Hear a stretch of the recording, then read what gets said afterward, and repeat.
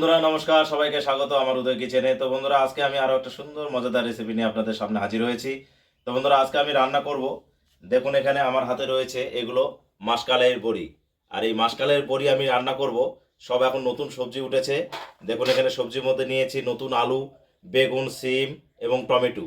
এই দিয়ে আজকে আমি এই মাসকালের বড়ি দিয়ে এই রেসিপিটা তৈরি করব। তো বন্ধুরা আপনারা দেখতে থাকুন, আশা করি ভালো লাগবে। তো বন্ধুরা রান্নাটা কিভাবে আমি করছি সেটা আপনারা দেখুন, এবং আমি রান্না হওয়ার পরে টেস্ট করে জানাবো কেমন হয়েছে। তেল গরম হয়ে গেছে বন্ধুরা, এখন আমি এই যে মাসকালের বড়িটা হালকা করে একটু ভেজে নেব। বড়িগুলো আমার খুব সুন্দরভাবে ভেজে নেওয়া হয়ে গেছে, এখন আমি উঠিয়ে নেব। বন্ধুরা দেখুন এই যে বড়িগুলো আমি ভেজে নিয়েছি হালকা করে। ফোড়ন দিয়ে দেব, এই সবজিগুলো এখন আমি দিয়ে দেবো।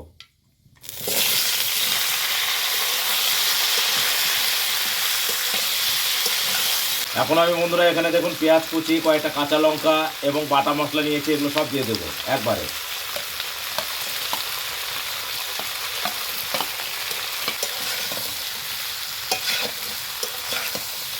এই সবজির সঙ্গে আমি যে মশলাগুলো দিয়েছি আমি ভালোভাবে কিন্তু সবজির সঙ্গে ফ্রাই করে নিয়েছি।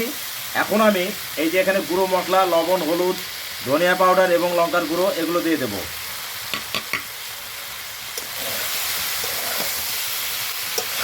সবগুলো এখন ভালোভাবে আমি নাড়াচাড়া করে নেব।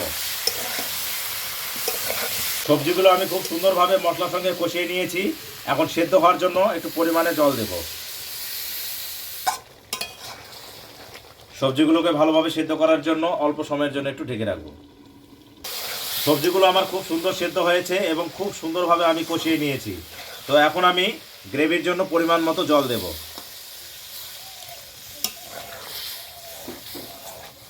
গ্রেভি ফুটতে শুরু করেছে, এখন আমি এই যে ভেজে রাখা মাসকালাই বড়িগুলো ছেড়ে দেব। এখন এই মাসকালাই বড়িগুলো দিয়েছি, আর একটু ভালোভাবে ফুটিয়ে নেব, তাহলেই কিন্তু আজকের আমার এই মাসকালাই দিয়ে যে সবজির রেসিপি সেটা কিন্তু কমপ্লিট হয়ে যাবে। আজকের আমার এই যে মাসকালাই বড়ি দিয়ে যে সবজি রান্নাটা সেটা কিন্তু কমপ্লিট হয়ে গেছে বন্ধুরা, এখন আমি নামিয়ে নেব।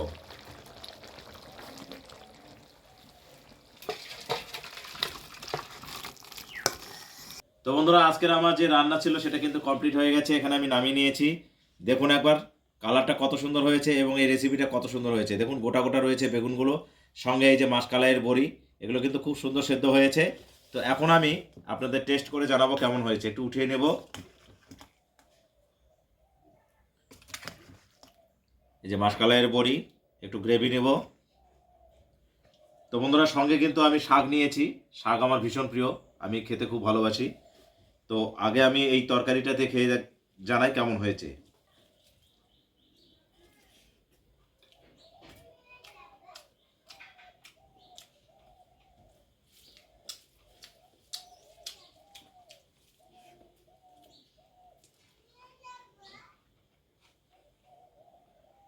অসাধারণ বন্ধুরা, অসাধারণ।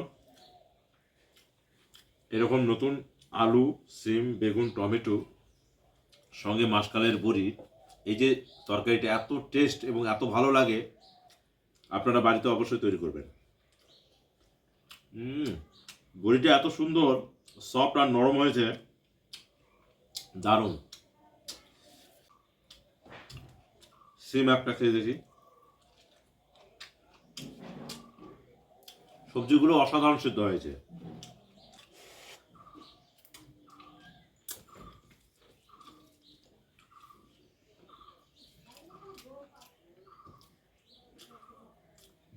এখন একটু শাক দেখাবো।